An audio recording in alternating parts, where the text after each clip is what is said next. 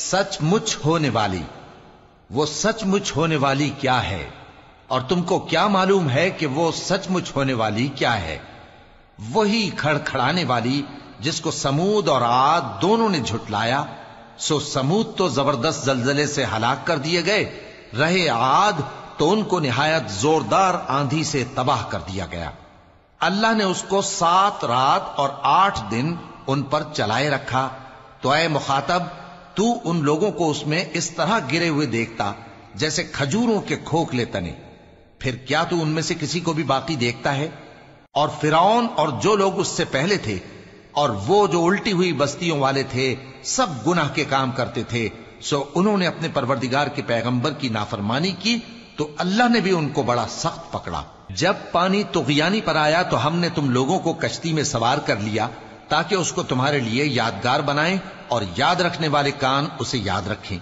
پھر جب سور میں ایک بار پھونک مار دی جائے گی اور زمین اور پہاڑ دونوں اٹھا لیے جائیں گے، پھر ایک بار ہی توڑ پھوڑ کر برابر کر دیے جائیں گے، تو اس روز ہو پڑنے والی یعنی قیامت ہو پڑے گی، اور آسمان پھٹ جائے گا تو وہ اس دن کمزور ہوگا، اور فرشتے اس کے کناروں پر ہوں گے، اور تمہارے پروردگار کے عرش کو اس روز 8 فرشتے اپنے اوپر اٹھائے ہوں گے۔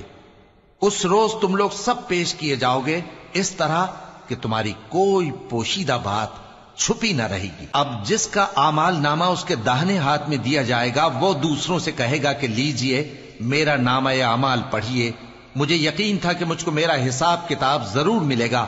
پس وہ شخص من مانے عیش میں ہوگا، یعنی اونچے باغ میں جس کے میوے جھکے ہوئے ہوں گے۔ ان سے کہا جائے گا کہ جو اعمال تم ایام گزشتہ میں آگے بھیج چکے ہو، ان کے عوض مزے سے کھاؤ اور پیو۔ اور جس کا نامہ اعمال اس کے بائیں ہاتھ میں دیا جائے گا تو وہ کہے گا، اے کاش مجھ کو میرا اعمال نامہ نہ دیا جاتا اور مجھے معلوم نہ ہوتا کہ میرا حساب کیا ہے۔ اے کاش موت میرا کام تمام کر چکی ہوتی، آج میرا مال میرے کچھ بھی کام نہ آیا، مجھ سے میرا اقتدار جاتا رہا۔ حکم ہوگا کہ اسے پکڑ لو، اب اسے طوق پہنا دو، پھر دوزخ کی آگ میں اسے جھونک دو، پھر زنجیر سے جس کی لمبائی 70 گز ہے جکڑ دو۔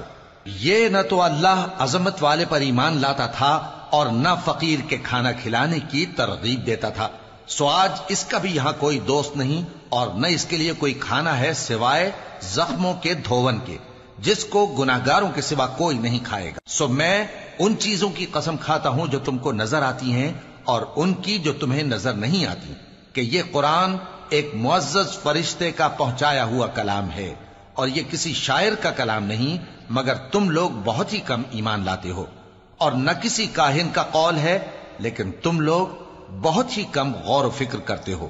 یہ رب العالمین کا اتارا ہوا ہے۔ اور اگر یہ پیغمبر ہماری نسبت کوئی بات جھوٹ بنا لاتے تو ہم ان کا داہنا ہاتھ پکڑ لیتے، پھر ان کی رگے گردن کاٹ ڈالتے، پھر تم میں سے کوئی ہمیں اس سے روکنے والا نہ ہوتا۔ اور یہ کتاب تو پرہیزگاروں کے لیے نصیحت ہے، اور ہم جانتے ہیں کہ تم میں سے بعض اس کو جھٹلانے والے ہیں۔ نیز یہ کافروں کے لیے موجب حسرت ہے، اور کچھ شک نہیں کہ یہ یقین کرنے کے لائق ہے۔ سو تم اپنے پروردگار عظیم کے نام کی تسبیح کرتے رہو۔